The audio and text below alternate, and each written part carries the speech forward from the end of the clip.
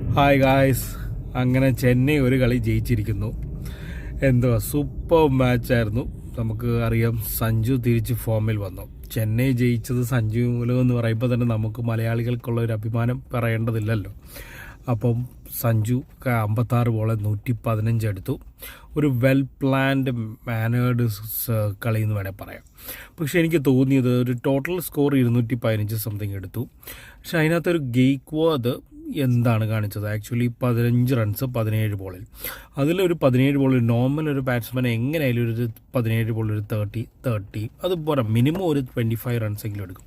ആ ഒരു സ്കോറൂടെ ആഡ് ചെയ്യും. കാരണം നമുക്ക് പവർ പ്ലേ ആണ് ഏറ്റവും കൂടുതൽ. കാരണം ഇനിയുള്ള കളികളാണ് ഞാൻ പറയുന്നത്. കാരണം ഇനി പവർ പ്ലേയിൽ എന്തെങ്കിലും നമുക്ക് കളിക്കാൻ പറ്റുവാണെങ്കിൽ ഗെയ്ക്വാദൂടെ ഇനി ക്ലച്ച് എന്ന് പറയുന്ന പോലെ ഗെയ്ക്വാദൂടെ കളിച്ച് വന്നേ പറ്റൂ. കാരണം ഗെയ്ക്വാദിൻ്റെ കളി കണ്ടാൽ അറിയാം, ഔട്ട് ഓഫ് ഫോമാണ്. പല രീതിയിലാണ് പുള്ളി ടെൻഷൻ അടിക്കുന്നതും കാര്യങ്ങളും. അപ്പോൾ അറിയത്തില്ല. സഞ്ജുവിൻ്റെ കണ്ടില്ല, സഞ്ജു ഔട്ട് ഓഫ് ഫോമിലാണെങ്കിൽ പോലും അദ്ദേഹം ബൗണ്ടറീസിലാണ് ഫസ്റ്റ് തുടങ്ങിയത്. ബൗണ്ടറീസിൽ തുടങ്ങി നല്ല വെൽ പ്ലാൻഡ് ഷോട്ട്സും അതിലൂടെയാണ് അദ്ദേഹം ഫോം കണ്ടെത്തിയത്. പിന്നെ 50 കഴിഞ്ഞാൽ പിന്നെ പറയാനല്ലോ, സഞ്ജു വേറൊരു ബീസ് മോഡിലേക്ക് കടക്കും.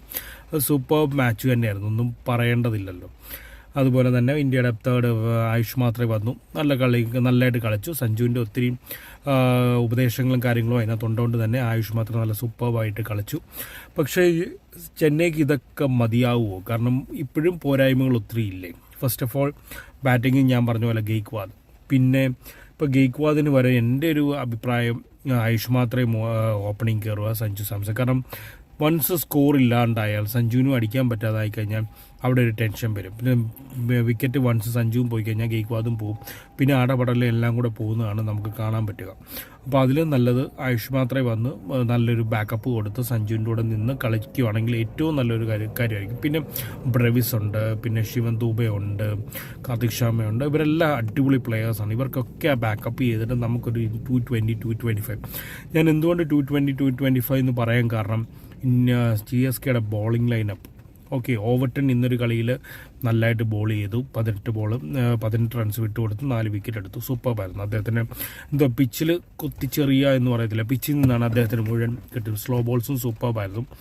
പിന്നെ എനിക്ക് പറയാനുള്ളത് ഖലീൽ അഹമ്മദ് എന്തോ ആണ് കാണിച്ചു കൂട്ടുന്നത്. വെറും പിന്നെ ക്യാപ്റ്റൻസിയുടെ ഒരു പോരായ്മയുണ്ട്. ക്യാപ്റ്റൻസിയിൽ ഖലീലിന് 3ാമത്തെ ഓവർ എന്തിനു കൊടുത്തെന്ന് എനിക്കിപ്പോഴും അറിയത്തില്ല. അതിന് വരെ അക്കീർ ഹുസൈന് നല്ല പവർ പ്ലേ ഇല്ലാത്ത 20 റൺസ് വിട്ടുകൊടുത്തെങ്കിലും അക്കീർ ഹുസൈൻ ഒരു ഓവറോടെ കൊടുത്തിരുന്നെങ്കിൽ ഓഫ് കോഴ്സ് അതൊരു അറ്റ്ലീസ്റ്റ് ഒരു 5 to 10 റൺസിന് അദ്ദേഹം നടന്നേനെ. അപ്പോൾ എനിക്ക് തോന്നുന്നത് ഇനിയും അടുത്ത കളിയിൽ ഇതെല്ലാം പോരായ്മയാണ്. CSK മുന്നോട്ട് ജയത്രയത്തെ തുടരുമെന്നാണ്.